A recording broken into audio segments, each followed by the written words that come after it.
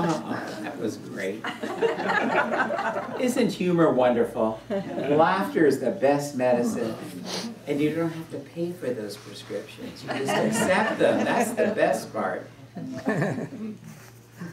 Well, as things had planned, worked out, Reverend Michael was going to speak most of the month, but my progress in recovery was so much greater that he said, I think you can do a lesson. And I said, I want to do a lesson. And so I'm going to do that lesson. And my lesson is entitled, today is entitled, A Day in a Dog's Life, Prosperity. And as I move into this lesson, you'll see why I chose the title. And this is what I know, that on my recent wellness break, I had the opportunity to know and to feel and to become aware of how loved I am. And it feels good. I had one of my teachers tell me some years ago that when I did not receive the good that was mine, it was I needed to work with my self-esteem and my deep core beliefs about life and the value of our teaching. Well, the outpouring of kindness, kind favors, food, compassionate care, genuine care favors, visiting cards. I received over 100 cards and messages the last 2 weeks. Absolutely unbelievable. I thought I died. It was wonderful, and I thank each and every one of you for being on my wellness team. You are all spectacular spirits, and what I have come to know from this experience, that many of you have become aware that my pattern has been it's easy for me to give, and I give generously and lovingly. It's been more difficult for me to accept and receive. And that is the gift that I have been given, and that is the gift that I have received. And I learned that this lesson is a very valuable lesson in the unfoldment of the individual soul and the individual life. So I accept Spirit's good as I stand here today, and know that it is just the beginning of 110 more years of Louie. Okay. Kathy and Keith Robbins extended their home and their love for 13 days, 24/7, to assist to keep me on a level schedule of pain medication and wellness return. They kept me in comfort. Their healing presence, their energy, their concern all times, the day and night, gave me an assistance that could not have been purchased, for it came from love, from that very center of love. And from the care that I was receiving, it made the recovery so easy and so filled with the goodness that is part of recuperation. And I know that when we can recuperate and live in an atmosphere and with an attitude of acceptance and love and goodness, that we're living our bliss and our divine dream in reality. There is a question that remains, and maybe it was my fuzziness of the Vicodin that I was on at the time. But that is, I kind of questioned the mental stability of Keith and Kathy Robbins. And I thought, first of all, maybe there needs to be a mental evaluation. Can you just imagine? I've thought about it many times, and I was preparing this lesson. I thought, here I came into their home, pushing this walker, talking incessantly, filled with a prescription, and just jabbering like a crazy man, and I wasn't going home. I was going to stay there for 2 weeks. Now, if that isn't love in action, I don't know what is. Not me, them. Oh, gosh, it was just a beautiful opportunity. What I've come to believe and know for myself is that there's a mighty moving force of good for good that is in my life. I came true to that. I accepted it. I hung on to it, and I claimed it as mine. Dr. Holmes says that energy is an essence, and that energy and that essence was custom tailored for my recovery. And Holmes also said and shared that this power is the individual's. It's yours, all of us. We have this power. We can claim it. We can use it. Some of us claim it and accept it, use it. Others do not. Doesn't make it right or wrong. It's that we're not using the gifts that are available to us. It's given to all equally. There are no favorites in Spirit's mind. We're all equal. One might ask, and I did that several times, about the angels that appeared in my life. And they came in all walks of life, all times when I was out walking the streets with my walker. Keith and Kathy were with me, Reverend Michael was with me, and several of the people came to visit me. And I thought, you know, before angels can fly, we need that unity. We need that unison. That's mandatory. Everything has to be in harmony. Everything has to be in sequential unfoldment. It's a divine flight pattern. And I choose to be in that. It's always difficult for me to not to be in control. So I got to relinquish that need, and I just thought, yep, I'm here doing my wellness, and return to health is my job for the next 2 or 3 weeks. And it has been. I am very grateful for all of the coaches.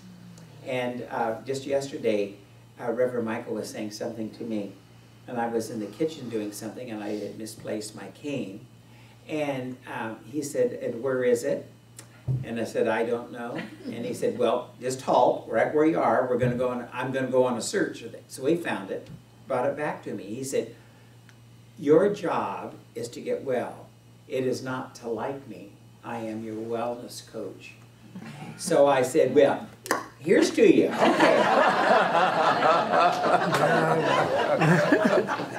I've learned to love my earth angels, so they're very, very, very dear. And this is what I learned too, being at the Robbins. Imagine staying at somebody's house for 2 weeks. Well, it was pretty good. I gotta say, I had my own bathroom and my own bedroom. And my healing team consisted of not only Keith and Kathy, but 4 dogs. Well, we haven't had an animal in the house for a long time, but I have come to really love and respect the healing factor of an animal. Well, there's Emma and Aaron, 2 large red Irish setters, and 2 Chihuahuas.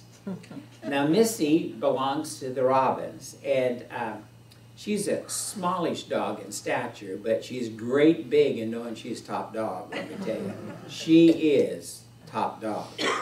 And then every day came a hearing-impaired 3.5-pound Chihuahua named Chewy.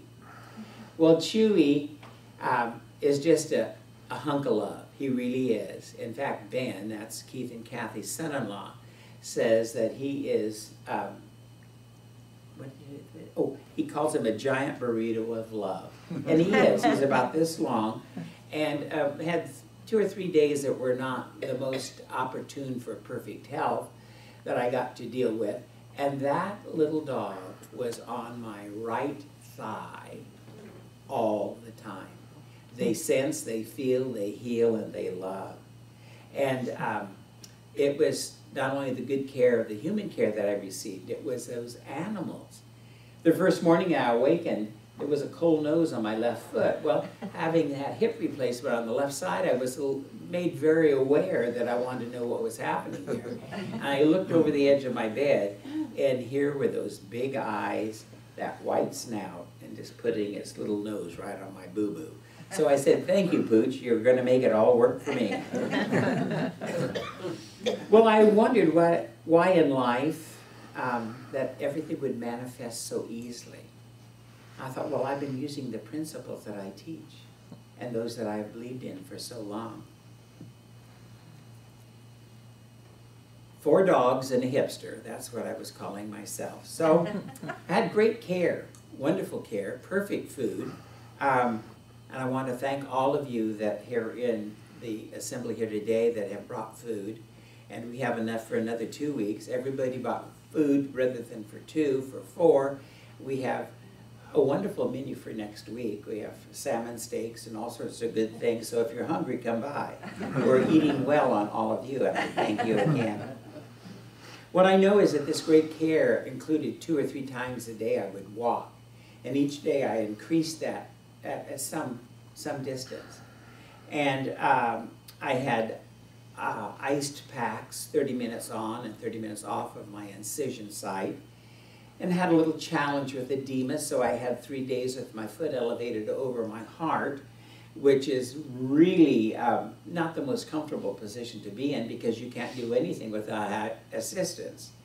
And what I know for myself is that when I took the class on how to get through all of this, there was a man who was probably wisdom-filled like I am chronologically, and he was going to do this alone. No way could anybody spend those first 3 or 4 days without assistance. It's humanly impossible just to move around.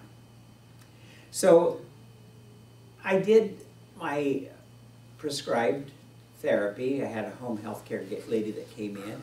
Wonderful soul. I learned to do my squats, and I learned to do my side kicks and my knees up and the kick back and everything.